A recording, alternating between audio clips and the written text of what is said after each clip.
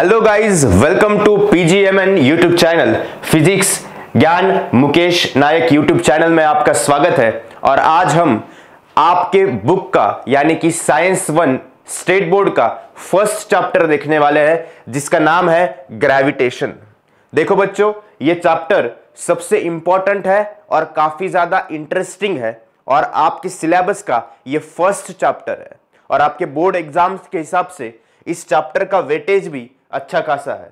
अगर आप इस चैप्टर को प्रिपेयर कर लो अच्छी तरीके से, 100% अगर इस चैप्टर के बारे में अगर आपने पढ़ लिया तो आपके बोर्ड एग्जाम्स में लगभग 12 से 15 मार्क्स फिक्स हो जाते हैं।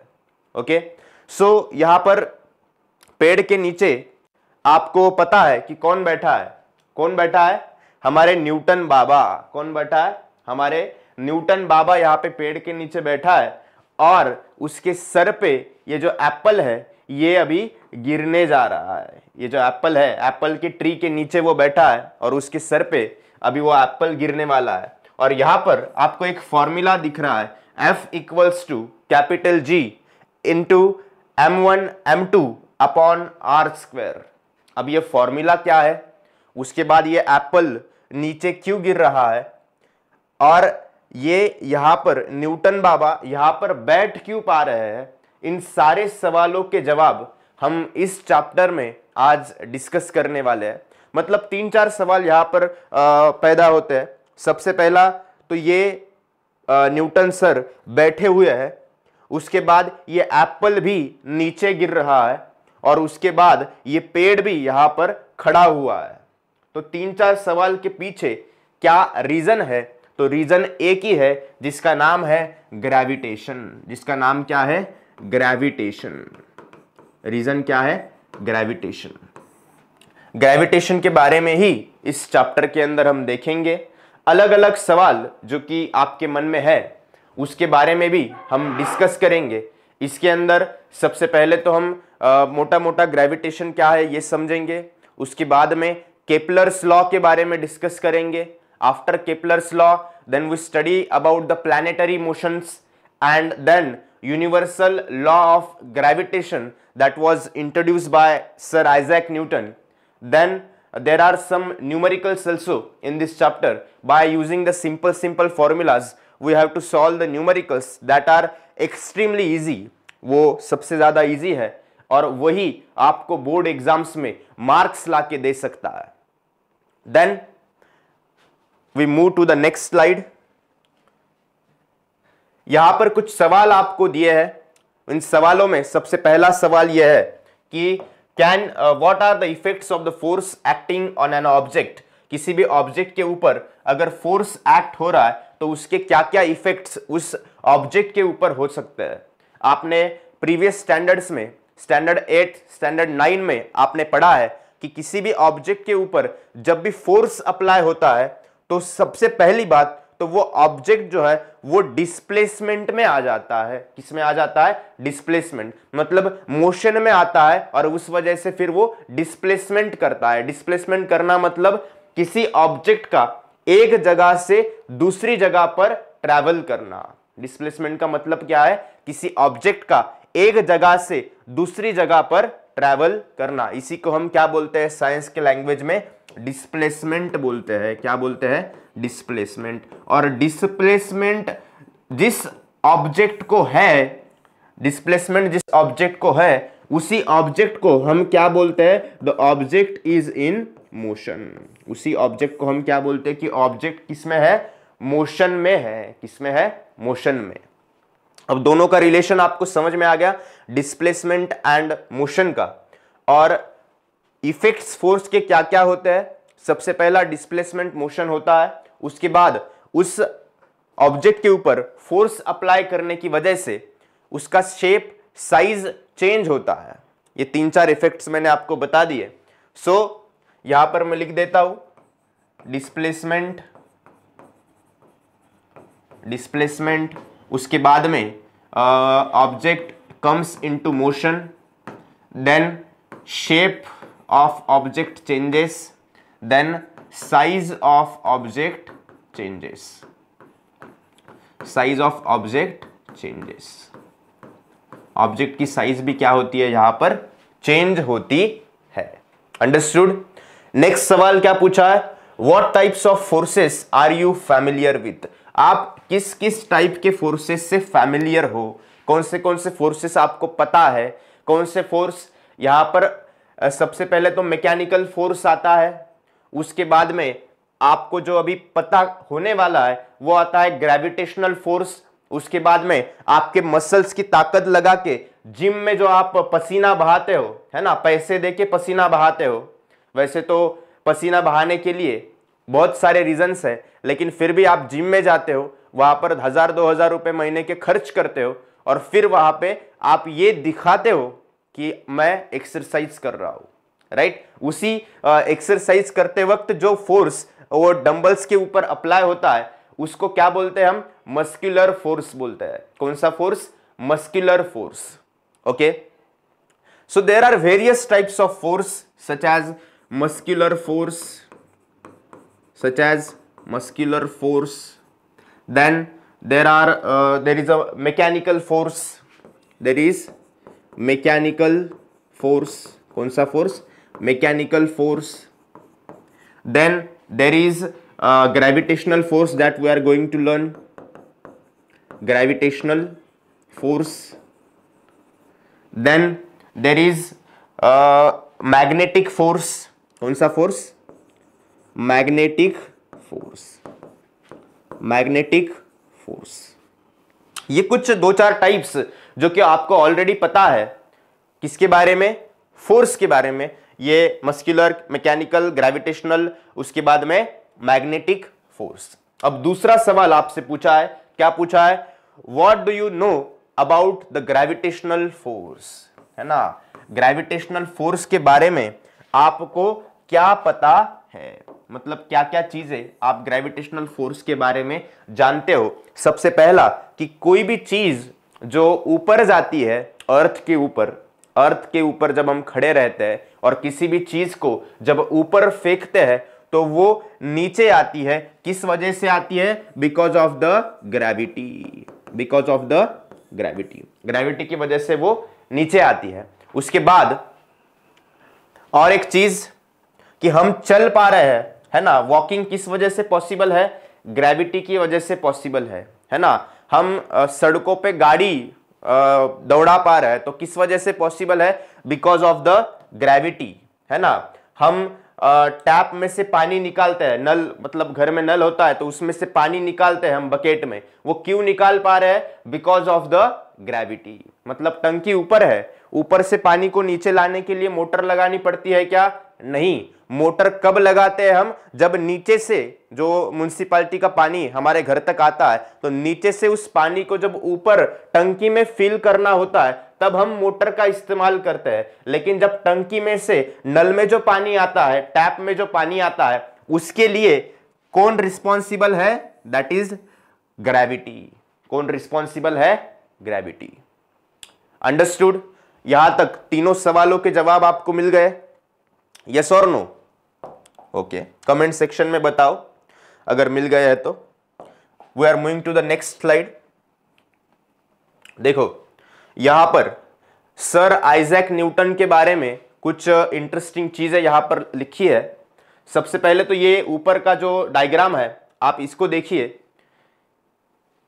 यहां पर अर्थ और मून आपको दिख रहा है और दोनों के पास मासेस है, मतलब कुछ ना कुछ उसको वजन है, यस और नो। कमेंट सेक्शन में बताओ। दोनों के पास क्या है, मासेस है, और दोनों के पास मासेस है इसलिए दोनों के पास भी क्या है, ग्रेविटी है ना। मून पे आप सोचोगे कि ऐसे मतलब जंपिंग जैसे चलते हैं एस्ट्रोनॉट्स, जो आपने देखा है वीडियोस, तो जंपिंग जैसे चलते हैं। तो क्यों चलते हैं, क्योंकि as compare to earth moon के पास ग्रेविटी थोड़ी सी कम है। मून के पास जीरो ग्रेविटी है क्या, नहीं, मून के पास ग्रेविटी है लेकिन कंपेयर टू अर्थ वो थोड़ी सी कम है। अंडरस्टूड। देन यहां पर weak force and strongest force के बारे में कुछ डिस्कशन किया गया है जो कि हम आगे चलकर पढ़ेंगे। यहां पे देखो, ये मेरे ख्याल से न्यूटन ये एप्पल गिर रहा है और उसको खाने की भी कोशिश कर रहा है, और खाते खाते उसको देख के वो कुछ ना कुछ वहां पर नोटबुक में लिख रहा है, और उसने क्या लिखा है यही हम इस चैप्टर के अंदर पढ़ने वाले हैं, देखने वाले हैं और समझने वाले हैं। अंडरस्टूड? देन आइजैक न्यूटन जो कि काफी बड़े साइंटिस्ट थे, उन्होंने ही हमें लॉज ऑफ मोशंस दिए हैं, उन्होंने ही हमें यूनिवर्सल लॉ ऑफ ग्रेविटेशन दिया है, और उन्होंने ही ग्रेविटी का कंसेप्ट सबसे पहले साइंस की फील्ड में इंट्रोड्यूस किया है। राइट? आइजैक न्यूटन 1642 में पैदा हुए थे और 1727 में इस दुनिया को छोड़ के गए, जो कि आपकी किताबों में लिखा है। हिस्ट्री का भी कुछ पार्ट कभी कभी साइंस में आ जाता है, तो उसको भी देखना और समझना जरूरी है, क्योंकि जिन साइंटिस्ट की थ्योरी हम पढ़ने वाले हैं, जिन साइंटिस्ट के बारे में हम समझने वाले हैं, जैसे कि ग्रेविटेशन जो न्यूटन ने दिया है, तो उनके बारे में भी थोड़ी बहुत चीजें हमें पता होनी चाहिए। इसलिए मैं आपको यहां पर कुछ पॉइंट्स लिखा हूं जिसके अंदर लॉज ऑफ मोशन सबसे पहले, जस्ट अ मिनट, हाँ, सबसे पहले लॉज ऑफ मोशन न्यूटन ने दिया है, उसके बाद इक्वेशन ऑफ मोशन भी न्यूटन ने ही दिया है। हमारे पास लगभग 3 इक्वेशन ऑफ मोशन है। उसके बाद थ्योरी ऑफ ग्रेविटी जो है ये भी सबसे पहले न्यूटन ने ही हमारे सामने रखी है। Understood? So we are moving to the next slide. देखो यहां पर नेक्स्ट पॉइंट हम देखने वाले हैं फोर्स एंड मोशन के बारे में। किसके बारे में? फोर्स एंड मोशन के बारे में। देखो फर्स्ट स्लाइड में जो 3-4 सवाल आपसे पूछे गए थे, उनमें फोर्स एंड मोशन के बारे में कुछ डिस्कशन किया गया था। यस और नो? किया गया था, और उसके बारे में मैंने आपको बताया भी था कि फोर्स क्या करता है, क्या कौन से चेंजेस उन ऑब्जेक्ट में लाता है जिस ऑब्जेक्ट के ऊपर हम फोर्स अप्लाई करते हैं। राइट? सो वही हम पढ़ने वाले हैं, force and motion. Force and motion. सबसे पहले जो पॉइंट लिखा है, क्या लिखा है? A force is necessary to change the speed as well as the direction of motion an object.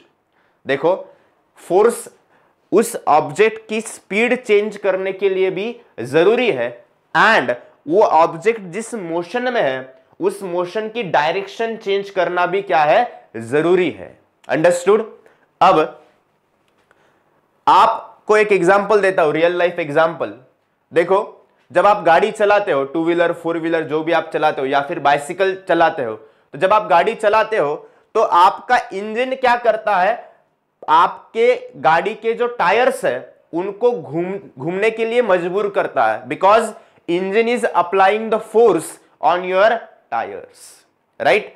So इसलिए जब हमें स्पीड चेंज करनी होती है तो फोर्स अप्लाई करना होता है। मतलब स्पीड अगर आपको इंक्रीज करनी है तो फिर भी आपको फोर्स अप्लाई करना पड़ेगा, थ्रॉटल देना पड़ेगा, इंजन का पिस्टन ज्यादा तेज अप एंड डाउन मूवमेंट करेगा, और उस वजह से फिर आपके गाड़ी की स्पीड इंक्रीज होगी। अब आप बोलोगे सर इंक्रीज का तो समझ में आ गया, लेकिन डिक्रीज का क्या सीन है? तो डिक्रीज करता है मतलब आपकी गाड़ी बहुत तेज स्पीड में है और सामने से कोई डॉगी आ गया, तो तुरंत आपने ब्रेक दबा दिया। You are applying the brake means you are applying the force.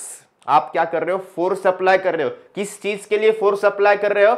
उसकी, आपके बाइसिकल की, आपके मोटरसाइकिल की, आपके 4 व्हीलर की स्पीड को कम करने के लिए आप क्या अप्लाई कर रहे हो? उसके ऊपर फोर्स अप्लाई कर रहे हो। You are applying the brakes, that is nothing but the you are applying the force on that particular object. So इसलिए क्या जरूरी है? किसी भी चीज की स्पीड आपको चेंज करनी है, या तो बढ़ानी है या तो आपको घटानी है, तो आपको क्या करना पड़ेगा? फोर्स अप्लाई करना पड़ेगा। देन नेक्स्ट क्या लिखा है? Direction of an motion of an object.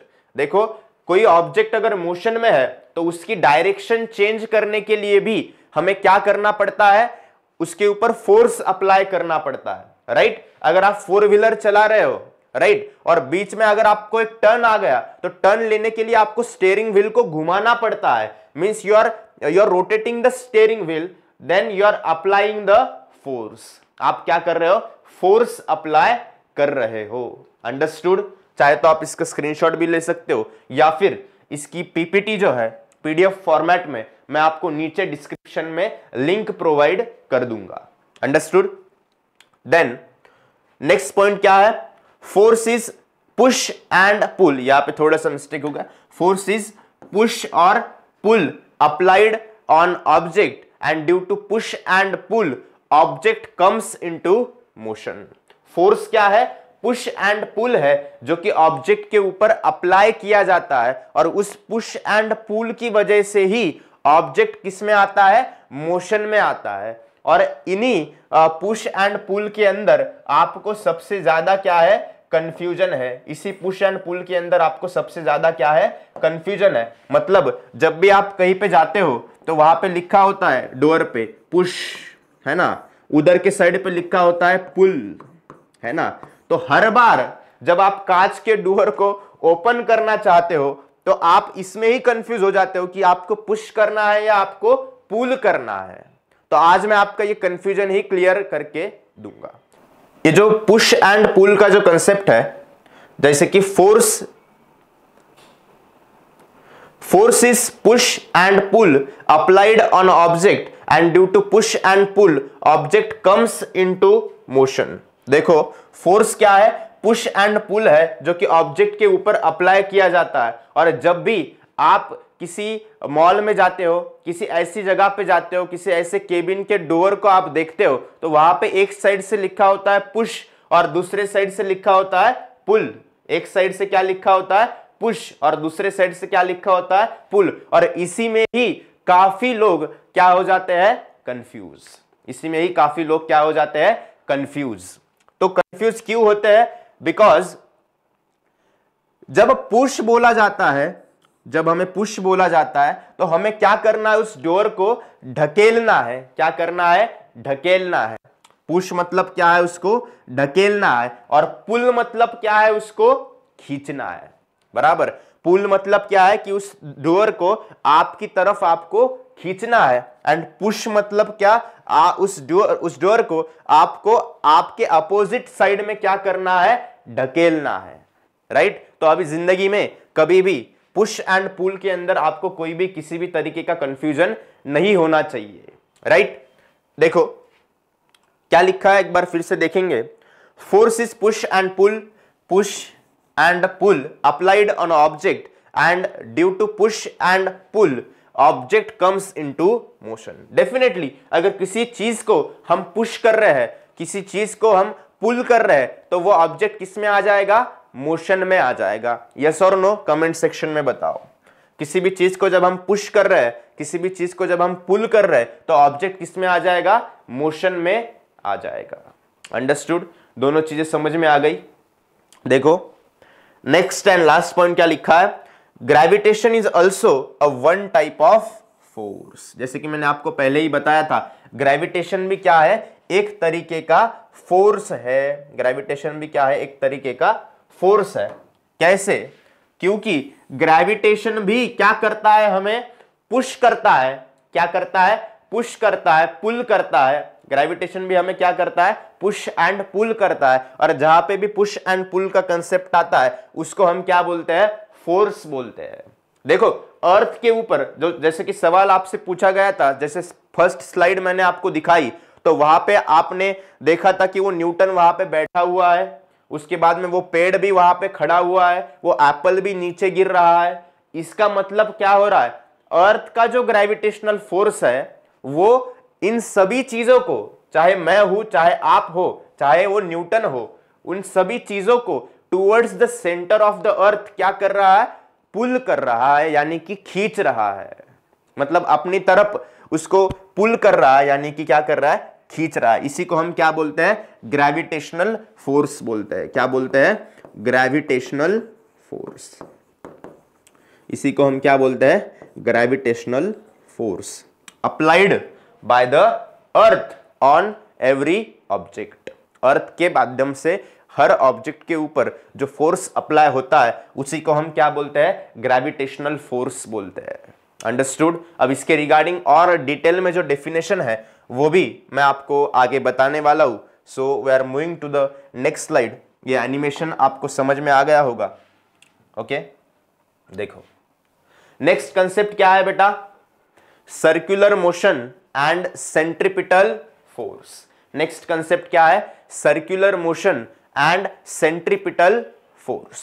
Okay circular motion, यहां पर एक लेडीज खड़ी है और उसके हाथ में एक रस्सी है, उस रस्सी के एक एंड पे उसने एक स्टोन को बांध के रखा है और उसको वो ऐसे गोल गोल ऐसे घुमा रही है, राइट, गोल गोल क्या कर रही है, घुमा रही है, राइट। अब इसमें क्या हो रहा है एक बार ध्यान से देखिए, a force acts on an any object moving along a circle and it is directed towards the center of the circle. This is called the centripetal force. इसी को हम क्या बोलेंगे, centripetal force बोलेंगे। इसी को हम क्या बोलेंगे, centripetal force। ओके इसी को क्या बोलेंगे हम, centripetal force बोलेंगे। मतलब कैसे, मैं ठीक से समझाता हूं, ध्यान देना है, कॉन्सेंट्रेट करना है, हाँ ध्यान देना है। A force acts on any object moving along a circle and it is directed towards the center। मतलब किसी भी ऑब्जेक्ट के ऊपर जो फोर्स अप्लाई हो रहा है और वो सर्कुलर ऑर्बिट को फॉलो कर रहा है एंड उसका डायरेक्शन किधर है, towards the centre of the circle. उसका डायरेक्शन किधर है, towards the centre of the circle. Then what we can say, this is the centripetal force and suppose ऐसा सर्कल है, यहां पर मेरे ख्याल से एक ऑब्जेक्ट है, इसका कलर मैं चेंज कर देता हूं, यहां पे ये ऑब्जेक्ट है, राइट, और यहां पर इस सर्कल का क्या है, सेंटर। अब ये ऑब्जेक्ट ऐसे सर्कुलर ऑर्बिट में घूम रहा है और इस ऑब्जेक्ट की डायरेक्शन किधर है, towards the centre of the circle. मतलब ये जो इमेजिनरी सर्कल ये यहां पे फॉर्म हो रहा है, इसके सेंटर में इस ऑब्जेक्ट की क्या है, डायरेक्शन है। चलो इसका एक रियल लाइफ एग्जांपल मैं आपको देता हूं। ओके जब आप गाड़ी चला रहे होते हो तो जब ऐसा बहुत बड़ा और बहुत राउंड शेप का टर्न आता है ना, तो उस वक्त आप सेंटर की तरफ, सपोज इस तरीके का एक पाथवे है और यहां से आप आपकी गाड़ी चलाते हुए टर्न ले रहे हो, तो आप कहां खींचे चले जाओगे, towards the centre of this circle. मतलब टर्न चाहे जितना भी हो, लेकिन यहां पर क्या हो रहा है, एक यूनिफॉर्म एक सर्कल फॉर्म हो रहा है। यहां पर क्या हो रहा है, एक सर्कल फॉर्म हो रहा है और इस इमेजिनरी सर्कल के सेंटर में आप क्या हो जाएंगे, खींचे चले जाएंगे। अंडरस्टैंड, ये आप महसूस कर सकते हो, चाहे आप बाइसिकल चलाते हो, चाहे आप 4 व्हीलर चलाते हो, चाहे आप 2 व्हीलर चलाते हो, राइट। ये आप एक्सपेरिमेंट आपके रियल लाइफ में भी महसूस करके देख सकते हो, राइट। सो मुझे लगता है कि सेंट्रीपिटल फोर्स क्या होता है इसके बारे में आपके माइंड में अभी क्लैरिटी आ चुकी होगी। कोई भी ऑब्जेक्ट जो सर्कुलर पाथ को फॉलो कर रहा है और उसका डायरेक्शन, उस फोर्स का डायरेक्शन किधर है, towards the centre of that circle, then that is said to be a object. On that object we can say that is the centripetal force is acting. उस ऑब्जेक्ट के ऊपर हम क्या बोल सकते हैं कि सेंट्रीपिटल फोर्स क्या हो रहा है, एक्ट हो रहा है। ये अंडरस्टूड। नेक्स्ट पॉइंट क्या लिखा है, there must be a force which is exerted on the moon and this force must be exerted by the earth which attracts the moon towards itself. Similarly the sun must be attracting the planets including earth towards itself. देखो अब आपको पता है कि moon जो है वो अर्थ के चक्कर लगा रहा है। मून क्या कर रहा है, अर्थ के चक्कर लगा रहा है और अर्थ के चक्कर लगाते हुए वो सर्कुलर मोशन को क्या कर रहा है, फॉलो कर रहा है। कौन से मोशन को फॉलो कर रहा है, सर्कुलर मोशन को। और डेफिनेटली मून की डायरेक्शन किधर है, towards the centre of the earth. अब आपके माइंड में एक और सवाल आता होगा कि आपको ये तो बता दिया मैंने कि जो कोई भी ऑब्जेक्ट के ऊपर जब सेंट्रीपिटल फोर्स एक्ट होता है तो उस सेंट्रीपिटल फोर्स की डायरेक्शन कौन सी होती है, towards the centre of that circle. तो आप मुझे पूछोगे सर कि अगर मून अर्थ के चक्कर काट रहा है तो मून अर्थ के ऊपर आके गिर क्यों नहीं जाता, ऐसा क्यों नहीं होता, उसको तो कोई रस्सी से बांध के नहीं रखा है इस तरीके से, ऐसी कोई रस्सी बांध के रखी है क्या मून और अर्थ के बीच में? नहीं, और कोई रस्सी बांध भी नहीं सकते हम, इतना बड़ा मास है अर्थ का और मून का।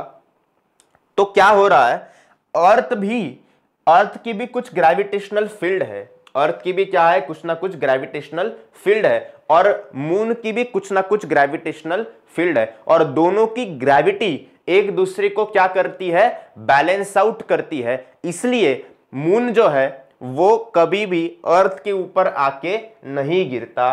एंड मून का कौन सा मोशन है फिर, सर्कुलर मोशन। कौन सा मोशन है, सर्कुलर मोशन। एंड मून के ऊपर कौन सा फोर्स, मतलब on the moon there are various kinds of force acting, but कौन सा, अब इस कंसिडरेशन में हम क्या कंसिडर करेंगे, मून के ऊपर कौन सा फोर्स एक्ट हो रहा है फिर, सेंट्रीपिटल फोर्स। कौन सा फोर्स एक्ट हो रहा है, सेंट्रीपिटल फोर्स। यहां तक बात समझ में आ गई? यस और नो कमेंट सेक्शन में बताओ। आपका जो भी कमेंट है, जो भी डाउट है, वो मुझे कमेंट सेक्शन में बताओ, उसके ऊपर मैं रिप्लाई करने की कोशिश करूंगा। राइट, देखो, इसलिए ये स्टेटमेंट आपको समझ में आ चुका होगा कि सन भी क्या करता है, सन भी अदर प्लैनेट्स को अपनी तरफ अट्रैक्ट करता है, और उसी वजह से फिर वो प्लैनेट्स एक इलिप्टिकल ऑर्बिट को फॉलो करते हुए सन के अराउंड चक्कर काटते हैं। यस और नो? यस, क्योंकि सन भी प्लैनेट्स को अपनी तरफ अट्रैक्ट करता है। क्यों अट्रैक्ट करता है? बिकॉज सन के पास बहुत ज्यादा मास है, बहुत ज्यादा मास है, इसका मतलब सन के पास बहुत ज्यादा क्या है, ग्रेविटी। इसका मतलब सन के पास बहुत ज्यादा क्या है, ग्रेविटी, और बहुत ज्यादा ग्रेविटी की वजह से ही वो सेंट्रीपिटल फोर्स हर प्लैनेट के ऊपर अप्लाई होता है, और वो प्लैनेट फिर सर्कुलर मोशन को फॉलो करते हुए सन के चक्कर काटता है। वो प्लैनेट फिर क्या करता है, सर्कुलर मोशन को फॉलो करते हुए सन के चक्कर काटता है। अंडरस्टूड? यहां तक बात समझ में आ गई? यस और नो कमेंट सेक्शन में बताओ। अगले स्लाइड की तरफ मूव करेंगे। देखिए, केपलर्स लॉ। अब हम क्या देखने वाले हैं, केपलर्स लॉ। देखिए, ये सिलेबस के हिसाब से काफी इंपॉर्टेंट चीज है। क्या है, केपलर्स लॉ। कौन सा लॉ, केपलर्स लॉ। केपलर नाम का एक साइंटिस्ट था, न्यूटन जैसा ही, जिसने क्या ढूंढ के निकाला है, प्लैनेटरी मोशंस किस तरीके से होते हैं, इसको ढूंढ के निकाला है। देखो, गैलीलियो ने भी ये बताया था कि अर्थ जो है ये सूरज के चक्कर काटती है, ना कि सूरज अर्थ के चक्कर काटता है। क्योंकि पुराने जमाने में 300-400 साल पहले, 500 साल पहले ऐसी मान्यता थी यूरोपियन कंट्रीज के अंदर, हमारे इधर तो थोड़ा अलग था, यूरोपियन कंट्रीज के अंदर ऐसी मान्यता थी कि अर्थ जो है वो अर्थ के अराउंड सन चक्कर काटता है, और अर्थ जो है वो स्टेबल है। क्या क्या मान्यता थी कि अर्थ जो है वो स्टेबल है और अर्थ के अराउंड सूरज घूमता है। लेकिन Galileo was the first one जिसने बताया कि ऐसा नहीं है, इसके उल्टा है। उल्टा कैसे है कि सन जो है वो फिक्स है और सन के अराउंड फिर अदर प्लैनेट्स जैसे कि अर्थ चक्कर काटते हैं। क्या बताया कि सन के अराउंड अदर प्लैनेट्स चक्कर काटते हैं। राइट, सो अब वो किस तरीके से चक्कर काटते हैं, उनका ऑर्बिट किस तरीके से होता है, यही बताने की कोशिश किसने की है, केपलर्स लॉ ने की है। किसने की है, केपलर्स लॉ ने। राइट, देखिए यहां पर Johnson Kepler studied this data of the planets. He notice that the motion of the planets follows certain law. है ना, पुराना जो डेटा अवेलेबल था गैलीलियो का वगैरह, बाकी भी और जो ऑब्जर्वेशंस थी, उस डेटा के बेसिस के ऊपर उसने स्टडी किया, प्लैनेट्स का डेटा पूरा इकट्ठा किया, और उसने ये नोटिस किया कि जो प्लैनेट्स का मोशन है, क्या है, प्लैनेट्स का मोशन वो क्या करता है, सर्टेन लॉज को फॉलो करता है। क्या करता है, सर्टेन लॉज को फॉलो करता है। राइट, अब सर्टेन लॉज कौन से है, यही बताने की कोशिश केपलर्स ने अपने first law then second law and third law के अंदर की है। लेकिन एक बात मैं आपको बता दूं, केपलर्स ने आपके सामने, हम सबके सामने ये लॉस तो रख दिए, लेकिन इन लॉज का प्रॉपर एक्सप्लेनेशन उसके पास नहीं था। जब कोई उसको पूछता था कि ऐसा क्यों, तो उसका प्रॉपर एक्सप्लेनेशन उसके पास नहीं था। अंडरस्टूड? तो यहां पर एक आपको इलिप्टिकल ऑर्बिट दिख रहा है। ये ऑर्बिट कैसे हमने ऑब्टेन किया, ये स्टेटमेंट पढ़ लेता हूं मैं।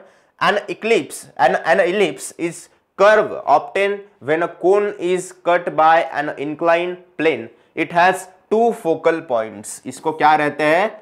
टू फोकल पॉइंट्स रहते हैं। क्या रहता है? Two focal points. मतलब हमने क्या किया, एक कोन को लिया, उस कोन को एक इंक्लाइन प्लेन से, ये इंक्लाइन प्लेन आपको दिख रहा है क्या? यस और नो? हाँ, ये इंक्लाइन प्लेन से हमने उस कोन को क्या कर दिया? कट कर दिया। और जो हमें इलिप्स मिला उसके अंदर क्या बताया उसने? दो फोकल पॉइंट्स रहते हैं, F1 एंड F2। कितने फोकल पॉइंट्स रहते हैं? दो फोकल पॉइंट्स रहते हैं। अब ये थ्योरी क्या कहती है? अगर मैं यहां पर F1 और A को जोड़ दूं, राइट, हमने दो फोकल पॉइंट्स लिए हैं, राइट, F1 और A को जोड़ दूं, देन A और F2 को जोड़ दूं, राइट, है ना, हमने तीन पोजीशंस लिए, अलग अलग पोजीशन लिए, A, B एंड C। उसके बाद F1 एंड B को जोड़ दूं एंड F2 एंड B को जोड़ दूं, राइट, एंड उसके बाद F1 एंड C को जोड़ दूं एंड F2 एंड C को जोड़ दूं, तो क्या होता है? इस इक्वेशन में लिखा हुआ है, क्या लिखा हुआ है? ध्यान से समझो, क्या लिखा हुआ है? AF1 क्या है? AF1 कहां पे दिख रहा है आपको? AF1 यहां से लेके यहां तक का डिस्टेंस, AF1 प्लस AF2 यहां से लेके यहां तक का distance, AF1 plus AF2 equals to क्या है? BF1 plus BF2। कहां पर है? BF1 and BF2। मैं यहां पे कलर चेंज कर देता हूं, है ना। ये क्या है? BF1 एंड BF2, है ना, दोनों की एडिशन, मतलब AF1 plus AF2 equals to BF1 plus BF2 equals to, अब आप ही बताओ क्या है? CF1 क्या है? CF1 plus CF1 plus CF2, ये तीनों क्या है? एक दूसरे के इक्वल है। मतलब AF1 की एडिशन हम AF2 के साथ कर दे तो वो किसके इक्वल है? BF1 प्लस BF2 के इक्वल है। और BF1 प्लस BF2 के एडिशन कर दे तो वो किसके इक्वल है? CF1 प्लस CF2 के इक्वल है। अंडरस्टूड? यहां तक समझ में आ गया? तीनों स्टेटमेंट आपके लिए मेरे ख्याल से क्लियर होने चाहिए और इसमें कोई भी डाउट नहीं बचना चाहिए, क्योंकि इस हिसाब से ही मैंने आपको ये काफी डिटेल में पढ़ाया है, right. Then moving to the next slide. Okay, अब क्या है हमारे सामने? Kepler's first law. क्या है? Kepler's first law. अभी तक हम काफी आगे बढ़ चुके हैं चैप्टर में, राइट। ये क्या है? Kepler's first law. क्या है? जस्ट अ मिनट, यहां पर मैं मार्कर को ऑन कर देता हूं। ये क्या है? केपलर्स फर्स्ट लॉ है। Kepler's first law.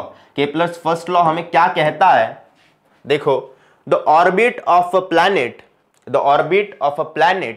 Is an ellipse with the sun at one of the foci, है ना। The orbit of the planet is an ellipse the orbit of the planet is an ellipse with the sun at one of the foci। देखो यहां पर आपको सन दिख रहा है ना। किसी भी इलिप्स को दो फोकस पॉइंट रहता है ना, दो फोकस पॉइंट रहते हैं, जो कि हमने प्रीवियस स्लाइड में देखा है ना। तो दो फोकस पॉइंट रहते हैं, तो इसमें से किसी एक फोकस पॉइंट के ऊपर कौन बैठा है? सन बैठा है। कौन बैठा है? सन बैठा है, right. The orbit of a planet is an ellipse with the sun at one of the foci. One focus पे कौन बैठा है? सन बैठा है। और क्या बताने की कोशिश कर रहे हैं फिर वो? ऑर्बिट कैसे रहता है? इलिप्स रहता है। This is called the Newton's this is called the Kepler's first law of motion. इसी को ही हम क्या बोलेंगे, Kepler's first law of motion बोलेंगे। क्या है, दो चीजें हमें केपलर ने बताई कि सबसे पहला, किसी भी प्लैनेट का ऑर्बिट कौन सा शेप फॉलो करता है, इलिप्स शेप फॉलो करता है ना। कौन सा शेप फॉलो करता है, इलिप्स। एंड सन कहां पे बैठा है उस इलिप्स में, किसी एक फोकाई के ऊपर बैठा हुआ है, जो कि आप इस डायग्राम में विजुअलाइज कर सकते हो। अंडरस्टूड। मुझे लगता है केपलर्स फर्स्ट लॉ आपको क्लियर हो चुका होगा, right. We are moving to the next slide.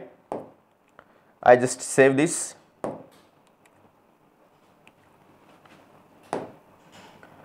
Moving to the next slide, है ना। ये क्या है, केपलर्स सेकेंड लॉ है। क्या है, केपलर्स सेकेंड लॉ। अब ये थोड़ा सा टेक्निकल है, इसको आपको ध्यान से समझना है। क्या है, Kepler's second law, Kepler's second law of planetary motion. यहां पे लिखना पड़ेगा, क्या लिखना पड़ेगा, Kepler's second law of planetary motion. क्या लिखना पड़ेगा, Kepler's second law of planetary motion. Kepler's second law of planetary motion. देखो फर्स्ट पॉइंट हमें क्या कह रहा है, the line joining the planet and the sun sweeps equal areas in equal intervals of time. बस यही स्टेटमेंट सबसे ज्यादा इंपॉर्टेंट है। क्या है, the line joining the planet and the sun sweeps equal areas in equal intervals of time.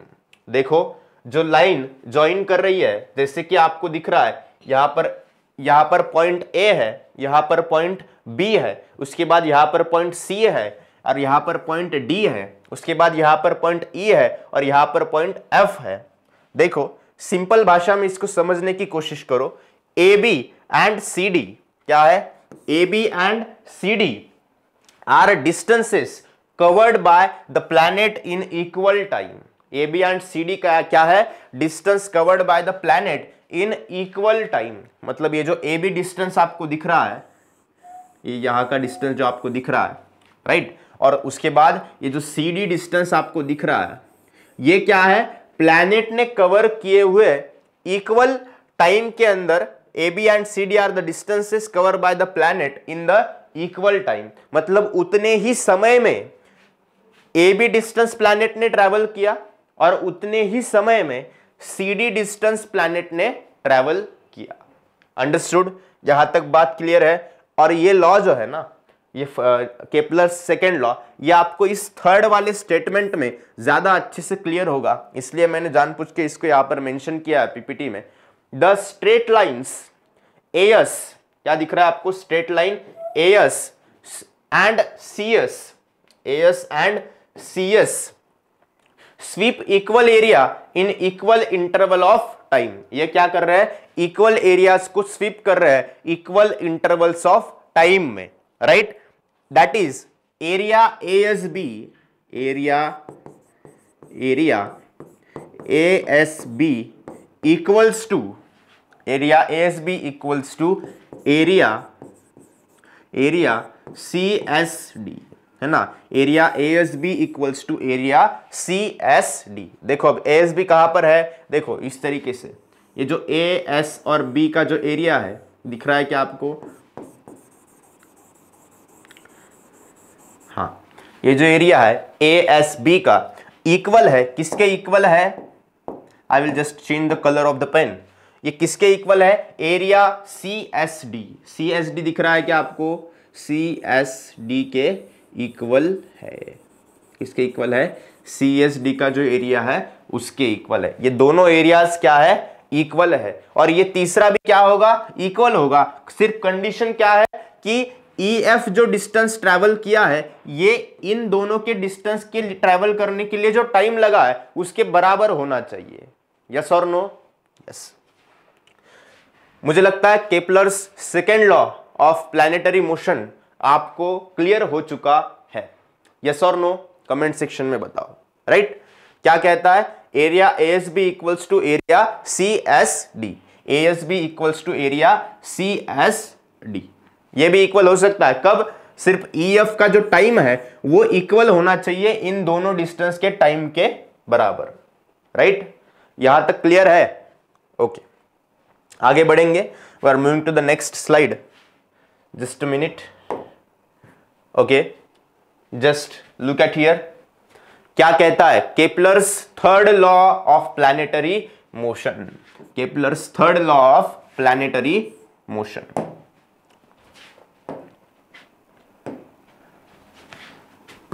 यहां पे लिखना जरूरी है, आप भी लिखो नोट्स में, Kepler's third law of planetary motion.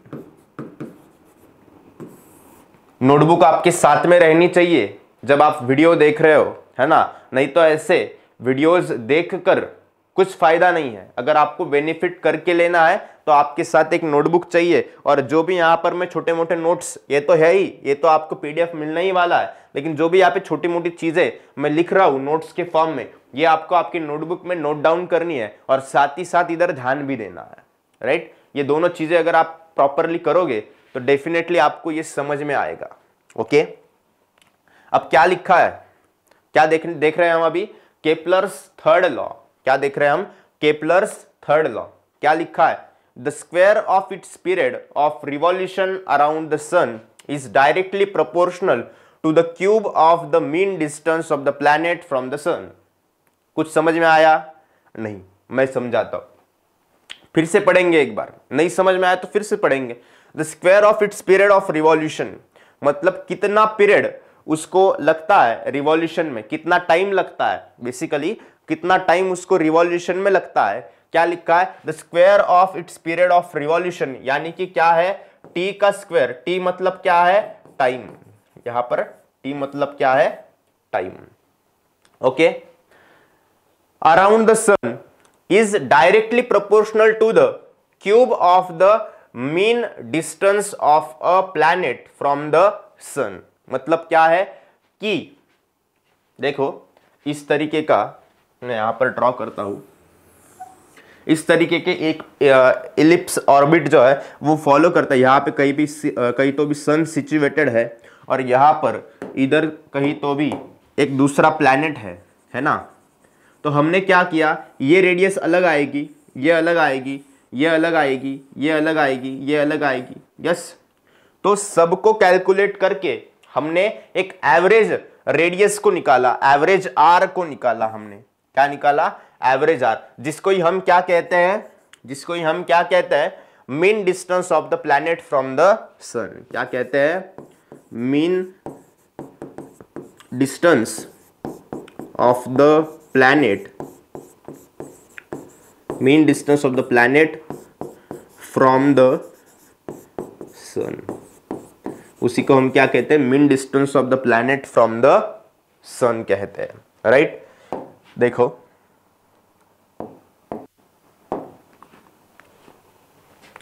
इसका मतलब क्या है? फर्स्ट स्टेटमेंट में क्या कहा जा रहा है? The square of it's time period of revolution, यानी कि टी का square is directly proportional. Proportionality समझते हो ना आप? डायरेक्टली प्रोपोर्शनल, इनवर्सली प्रोपोर्शनल, ये चीजें अभी आपको पता होनी चाहिए, 10th क्लास में आ चुके हो, right? So square of its time period of revolution is directly proportional to the cube of the mean distance of planet. Cube of the mean distance क्या है? स्मॉल r, इसका क्यूब है ना? इसका क्या? Cube, right? यही हमें क्या कहता है? Kepler's third law of planetary motion कहता है। यही हमें क्या कहता है? Kepler's third law of planetary motion, right?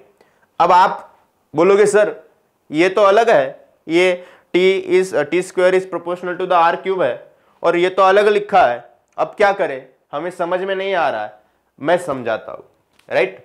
क्या है?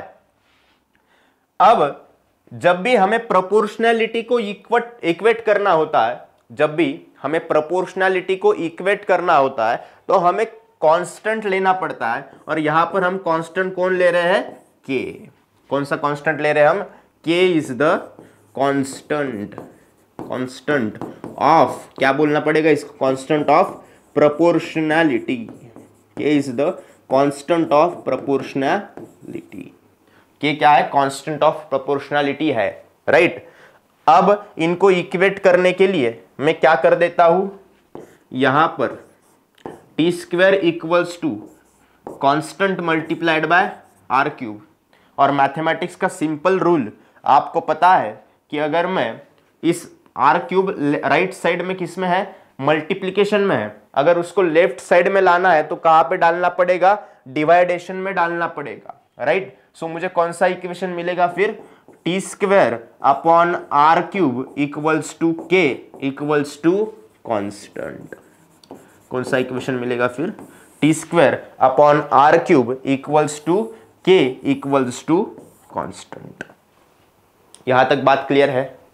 यहां तक समझ में आपको आ चुका होगा। हमने क्या देखा है? 3 लॉज ऑफ केपलर देखे हैं। केपलर्स फर्स्ट लॉ क्या बताता है?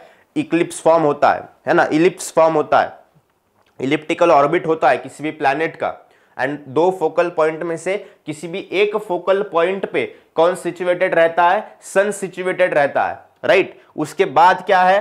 Kepler's second law. Kepler's second law भी हमें क्या कहने की कोशिश करता है? और केपलर्स थर्ड लॉ हमें क्या कहने की कोशिश करता है?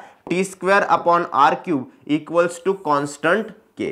T square upon R cube equals to constant K. और केपलर्स सेकेंड लॉ हमें क्या कहने की कोशिश करता है कि जो ये एरिया है ए एस बी, जो एरिया है ये किसके इक्वल है? सी एस डी के एरिया के इक्वल है। दोनों एरियाज एक दूसरे के क्या है? इक्वल है। दोनों एरियाज एक दूसरे के क्या है? इक्वल है।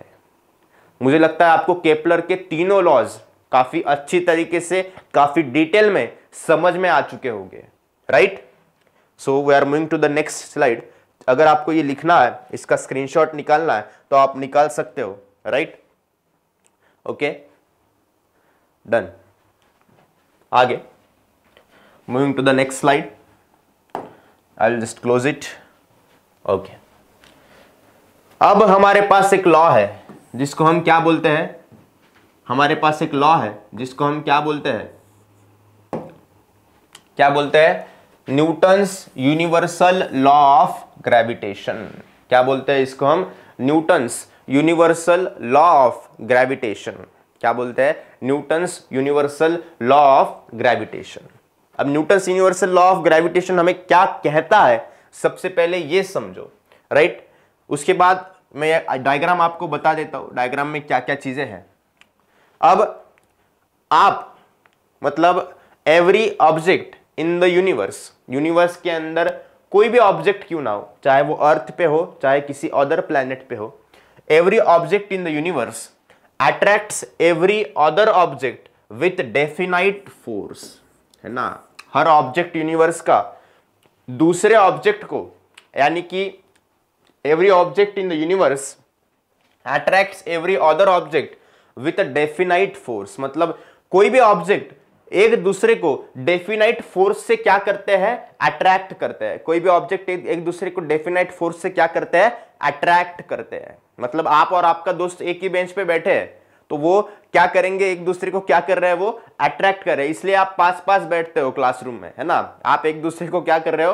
अट्रैक्ट कर रहे हो, right, according to the universal law of gravitation. ये मैं नहीं कह रहा हूं, राइट। ओके, सो इसके अंदर this force is directly proportional. अब ये जो फोर्स है, ये जो डेफिनाइट फोर्स है, ये फोर्स डायरेक्टली प्रोपोर्शनल है to the product of masses of the two objects and is inversely proportional to the square of the distance between them, right। अब इसको, इस स्टेटमेंट को समझने के लिए, ये वाले स्टेटमेंट को समझने के लिए आपको क्या समझना पड़ेगा? इस डायग्राम को समझना पड़ेगा। इस डायग्राम के अंदर क्या लिखा है? मास m1 नाम का एक ऑब्जेक्ट है और दूसरा ऑब्जेक्ट, इसका मास क्या है? m2। मास m1 नाम का एक ऑब्जेक्ट है और दूसरा ऑब्जेक्ट है जिसका मास क्या है? m2, right.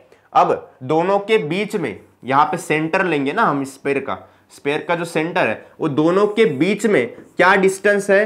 कितना डिस्टेंस है? d। कितना डिस्टेंस है? d, right.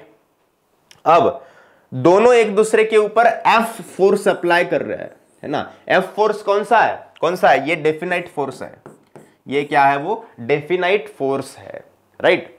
अब ये डायग्राम समझ में आ गई आपको, M1 एंड M2 समझ में आ गया। अब क्या देखेंगे हम, स्टेटमेंट की तरफ देखेंगे। अब लाइन बाय लाइन देखना है, इसलिए बच्चे कंफ्यूज हो जाते हैं। लाइन बाय लाइन अगर स्टेटमेंट को देखेंगे तो आपको समझ में आएगा। आप क्या करते हो, एक ही साथ पूरे स्टेटमेंट को पढ़ने की कोशिश करते हो और बाद में एज रिजल्ट ऑफ दैट आपको कुछ भी समझ में नहीं आता, आपको कुछ भी समझ में नहीं आता, राइट। तो समझाने के लिए हम बैठे हैं। देखिए, this force is directly proportional to the product of the masses, है ना। ये जो फोर्स है जिसको हम F नाम देते हैं, ये डायरेक्टली प्रोपोर्शनल है किसके, product of the masses of two object that is M1 and M2।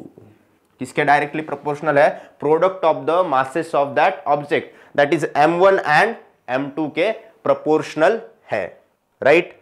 अब दूसरे लाइन में क्या कहने की कोशिश की जा रही है, two objects and is inversely proportional to the square of the distance between them. मतलब उन दोनों के बीच में जो डिस्टेंस है, जिसको हमने किससे डिनोट किया है, d से डिनोट किया है, वो इनवर्सली प्रोपोर्शनल है। मतलब this force is inversely proportional को हम ऐसे लिखते हैं, 1 लिखते हैं, है ना, is inversely proportional to the square of the distance between them. उनके बिटवीन जो डिस्टेंस है उसके स्क्वायर के वो क्या है, इनवर्सली प्रोपोर्शनल है, राइट। अब आपको पता है कि जब दोनों साइड्स, सबसे पहला रूल तो आपको पता है कि अगर हमें प्रोपोर्शनैलिटी साइन को हटाना है तो हमें क्या लेना पड़ता है, कांस्टेंट लेना पड़ता है, राइट। और ये भी रूल आपको पता है मैथमेटिक्स का कि अगर दोनों साइड्स आपको इक्वल दिख रही है तो हम इन दोनों को भी क्या कर सकते हैं, इक्वेट कर सकते हैं। दोनों को भी क्या कर सकते हैं, इक्वेट कर सकते हैं। इसलिए इसको मैं ऐसे लिख सकता हूं, F equals to sorry just a minute, हाँ, F is proportional to M1 M2 upon D square. अब इसमें किसी को दिक्कत है क्या, नहीं। F is proportional to M1 M2 upon D square. मैंने क्या कर दिया, सिर्फ दोनों इक्वेशंस को, ये जो दोनों इक्वेशंस हमें मिले थे, दोनों इक्वेशंस को मैंने इक्वेट कर दिया। इक्वेट करने के बाद मुझे क्या मिला, force that is definite force is proportional to the M1 M2 upon M square, M1 M2 upon M1 M2 upon D square, okay. अब आपको पता है कि अगर आपको प्रोपोर्शनैलिटी साइन को हटाना है तो क्या लेना पड़ेगा, वहां पर एक कांस्टेंट लेना पड़ेगा। क्या लेना पड़ेगा, कांस्टेंट। और उस कांस्टेंट को हम क्या बोलते हैं, G बोलते हैं। क्या बोलते हैं, capital G। It is the universal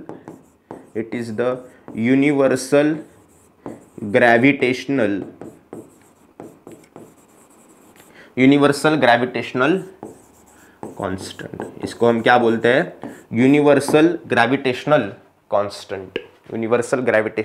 constant. तो हमारे पास ये फॉर्मूला बन जाता है, इसको फिर से लिख देता हूं मैं, capital G into M1 M2 upon D square. क्या फॉर्मूला बन जाता है हमारे पास, capital G into M1 M2 upon D square. मतलब इन दोनों ऑब्जेक्ट के बीच में जो फोर्स अप्लाई हो रहा है उसको हम क्या बोलते हैं, that is the gravitational force. इसी को हम क्या बोलते हैं, ग्रेविटेशनल फोर्स। इसी को क्या बोलते हैं हम, ग्रेविटेशनल फोर्स बोलते हैं, राइट। ऑल राइट, काफी चीजें हमने इस चैप्टर के अंदर डिस्कस कर ली है, काफी इंपॉर्टेंट चीजें डिस्कस कर ली है। चाहे तो आप इसका स्क्रीनशॉट ले सकते हैं। मैं यहाँ से थोड़ा सा साइड में जाता हूँ, you can take the screenshot of this, okay, right. अब हमें क्या मिल गया बच्चों, ग्रेविटेशनल फोर्स का फॉर्मूला मिल गया। क्या मिल गया हमें, ग्रेविटेशनल फोर्स का फॉर्मूला। देखो बच्चों, आज हमने काफी चीजें डिस्कस की है, जैसे कि सबसे पहले हमने ग्रेविटेशन क्या है उसके बारे में देखा, उसके बाद फोर्स एंड मोशन को देखा, उसके बाद हमने केपलर्स लॉ को देखा, उसके साथ साथ हमने सेंट्रीपिटल फोर्स को भी स्टडी किया, centripetal force and circular motion को भी हमने स्टडी किया। उसके बाद हमने ये देखा केपलर्स फर्स्ट लॉ के अंदर कि कोई भी ऑब्जेक्ट जो है वो इलिप्टिकल ऑर्बिट में मूव करता है और उस इलिप्टिकल ऑर्बिट के एक फोकल पॉइंट पे कौन रहता है, सन रहता है, राइट। उसके बाद हमने केपलर सेकेंड लॉ को देखा, then Kepler's third law that is T square upon R cube. क्या देखा हमने, T square upon R cube equals to K, that is the constant, okay. And last one हमने क्या देखा, यूनिवर्सल लॉ ऑफ ग्रेविटेशन। क्या देखा, universal law of gravitation. Universal law of gravitation के अंदर हमें सबसे इंपॉर्टेंट चीजें मिली। क्या मिला, हमें ग्रेविटेशनल फोर्स का फॉर्मूला मिला, और इस फॉर्मूला का इस्तेमाल करके हम दुनिया के किसी भी प्लैनेट पे चले जाए तो वहां पर ग्रेविटेशनल फोर्स कितना अप्लाई हो रहा है इसको कैलकुलेट कर सकते हैं। और जी जो है, कैपिटल जी, जिसको हम यूनिवर्सल ग्रेविटेशनल कांस्टेंट बोलते हैं, उसकी भी वैल्यू एक स्पेसिफाई की गई है। उस वैल्यू को और उसके आगे आने वाले पार्ट को हम नेक्स्ट लेक्चर में डिस्कस करेंगे। So thank you so much guys.